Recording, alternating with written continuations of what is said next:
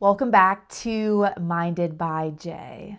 I'm Jamie, and this podcast is a space for honest, sincere reflection on mindset, growth, discipline, and the thoughts that we don't slow down long enough to uncover for ourselves. In episode 1, we talked about ownership, about taking responsibility for your life rather than waiting around for somebody else to change it. In episode 2, we talked about control, about understanding that we can't control everything, but we can control our response. And letting go is not always a sense of failure. And today's word builds on both of those.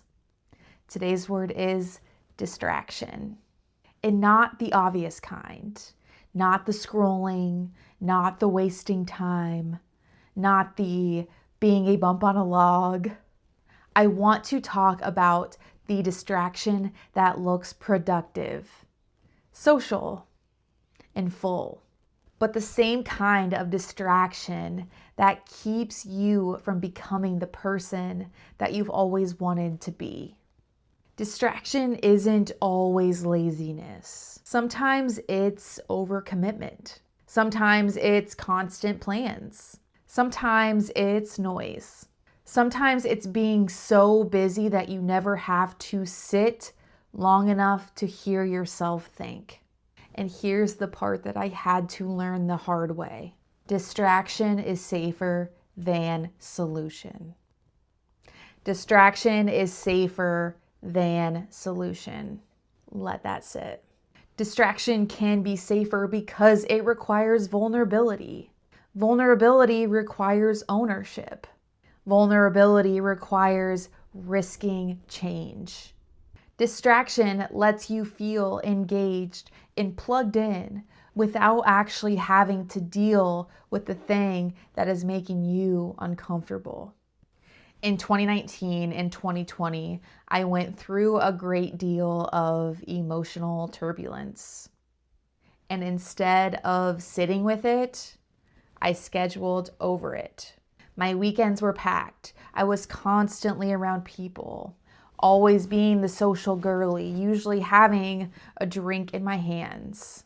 From the outside, it probably looked like I was thriving, energetic, social, just living life.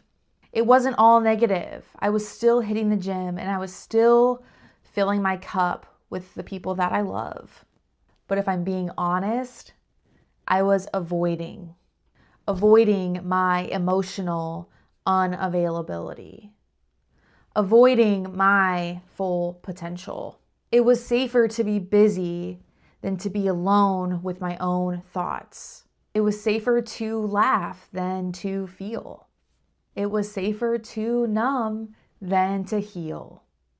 And the problem with distraction is that it actually works until it doesn't. I played into this avoidance for far too long. Years, in fact. I lacked confidence because of it. I lacked openness to new opportunities because of it. I lacked finding and being my true, authentic self because of it. And I couldn't commit to anything because I simply did not know how. I didn't understand it. I was always looking for the next best thing, aka what I like to call the easy life, the life that I think a lot of people live, the simple life, the distracted life. And I remember that it all hit me like a truck on October 9th, 2022. It was a Sunday and I had been so incredibly hungover all freaking day.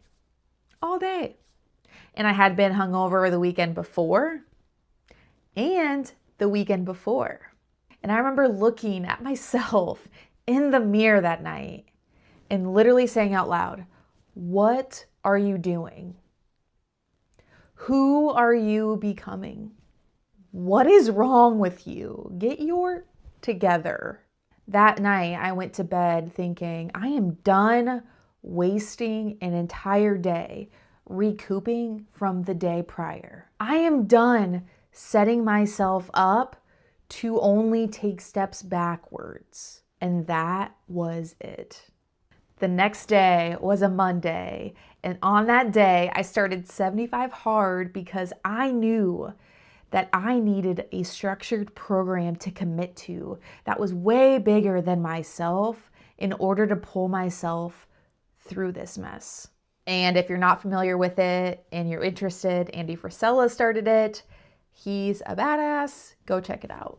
It is a program designed to instill mental toughness and grit, because committing to anything for 75 days is hard, especially at that capacity, reaching all of those materials of the program, hitting all of those each and every day for 75 consecutive days.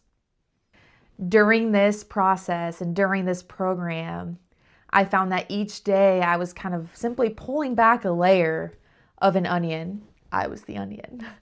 And I was not liking what I was finding. Pulling back each layer of the onion was unveiling who was underneath.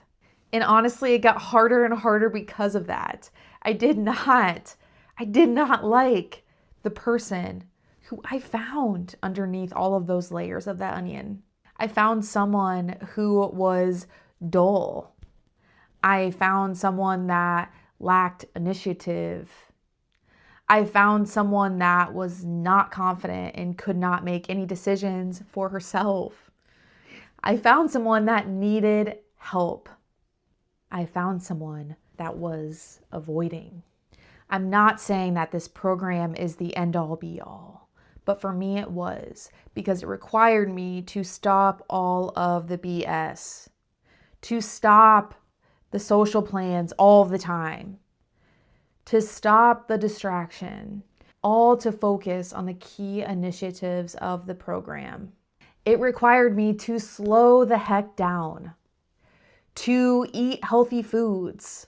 It required me to read helpful, beneficial material that still has made an impact on my life years later. It required me to genuinely feel all the feels, all before I could get to where I wanted to go, emotionally, physically, mentally. Removing myself from so many negative behaviors to then incorporate positive behaviors literally changed my life. It changed my life. It helped me uncover layers of avoidance and build a foundation that is strong as shit, but also a foundation that can be vulnerable. Now, I want you to think about this illusion of fullness. You can fill your calendar and still feel empty. You can be surrounded by people all the time and still avoid yourself. And sometimes the loudest distractions is a life that looks full. And this life is easier for now, until life gives you any form of challenge and it breaks you down entirely, because all you know how to do is avoid your problems. If you've gone through it, you know that sitting in the suck does not look impressive. It does not get posted. It does not get applause. But that is where the clarity lives. It's where the healing starts, and it's where growth actually happens. Tying back ownership and control from the first 2 episodes. Ownership meant admitting to myself that I'm not okay. I'm not okay. Control meant realizing that I can't control what happened, but I can control whether I keep running from my emotions or not. And distraction is just controlled avoidance. It's choosing stimulation over solution. So I want to ask you something. What are you distracting yourself from right now? If your weekends were quiet, if your schedule had space, if the noise stopped, what would you have to feel? What conversation are you postponing? What truth are you avoiding? What version of yourself are you delaying because distraction feels safer than a solution? Distraction is not evil. We all need joy. We all need connection. But there's a difference between living fully and staying busy so you don't have to face yourself. The moment you realize what is pulling your attention, you get back the upper hand. And growth begins the second you start choosing solution over safety. You don't need to fix all of your problems overnight. We all have problems. We all have weaknesses. You just need to be honest with yourself about what you're avoiding. Because the life that you want lives on the other side of that thing that you're postponing. Distraction may feel safe, but solution is what builds strength. And if we're shaping our minds to better shape our future, then we have to be willing to sit in the suck long enough to understand it. This has been Minded by Jay. I'll see you next time.